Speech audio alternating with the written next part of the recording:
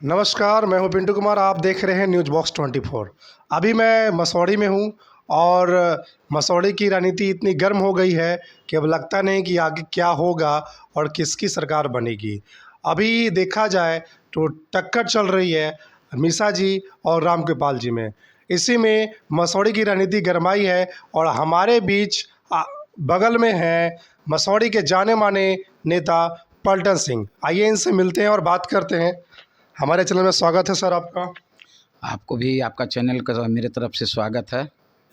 Sir, हाल ही में आप जदयू छोड़कर आरजेडी ज्वाइन किए हैं, तो क्या लगता है इस बार क्या आपको था कि इसमें आना चाहिए? जैसा कि ये हमारे माननीय मुख्यमंत्री जी के साथ हम 1994 समता पार्टी का गठन हुआ था, उसी समय से इनकी विचारधाराओं को लेकर साथ में चल रहे थे और इन्होंने बिहार के लिए अच्छा काम भी किए हैं। इसको कोई कहा मैंने काटा नहीं जा सकता है। लेकिन क्या परिस्थिति हुई कि जो इधर आकर अपने विचारधारा को हमारे माननीय मुख्यमंत्री जी तानाशाह सरकार के साथ समझौता की हैं, इस पर मैं कुछ कहना नहीं चाहता हूं कि उनकी क्या मजबूरियां थी कि इस ढंग से महागठबंधन की सरकार चल रही थी और इन्होंने ये 17 महीना में इतना को रोजगार दिए। तेजस्वी साहब जी के साथ, हमारे नेता के साथ मैंने आगे बढ़कर काम कर रहे थे और फिर कैसे गए। और बीजेपी का जो विचारधारा है हम उससे वाकिफ़ नहीं हुए और उनकी जो तानाशाह रवैया है, दलित शोषित अति पिछड़ा को विरोधी उनकी नीति रही है, सामंतवादी रही है, देश को बर्बाद बेचने के कगार पर पहुंचा दिए हैं। मैं आपके चैनल के माध्यम से बताना चाहूँगा कि हमारे बहुत से साथी अभी इनको न जानकारी है कि पटना गया जो दोहरीकरण है, मात्र 4 स्टेशन पटना, मसौढ़ी, जहानाबाद और गया स्टेशन है जहां बुकिंग क्लर्क सरकारी है, बाकी सब निजीकरण कर चुके हैं 3 वर्ष पहले।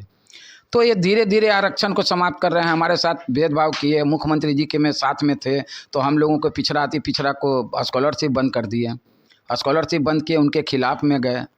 फिर बीच में हमारे माननीय कर्पूरी ठाकुर जी के दिए हैं, इसके लिए प्रधानमंत्री जी को मैं बधाई देना चाहूँगा कि उन्होंने मैंने इस पुरस्कार को पुरस्कृत किए। लेकिन उसके आड़ में देखिए, प्रधानमंत्री यूजीसी जो विभाग है उसमें एससी एसटी ओबीसी के लिए जो सिस्टम था, संविधान में मेरा सिस्टम था, उसको चेंजिंग करने का काम किए। अगर उसका बैकग्राउंड अगर उस खाली रहता था पद तो 3 बार के बाद चौथा बार जनरल होता था। इन्होंने अभी फर्स्ट बार में ही कहा कि अगर खाली रह जाता है तो जनरल कर देंगे।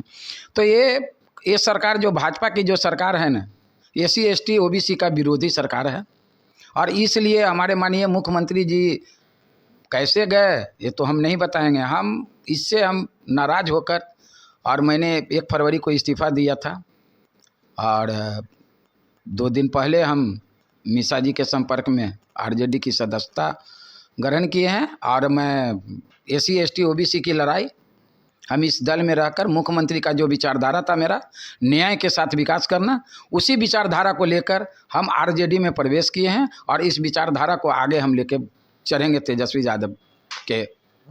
इस बार क्या लगता है, इस बार मीसा जी और रामकृपाल जी फिर से एक बार दोनों आमने सामने हैं, तो इस बार मीसा जी अपना सीट बचा पाएंगी? देखिए, छोटी बात की बात, हम एक बहुत छोटा माने कार्यकर्ता के रूप में काम कर रहे हैं और बड़े लोगों की तरह नहीं करते हैं कि 40 सीट मेरा ही होगा, 40 सीट मेरा ही होगा।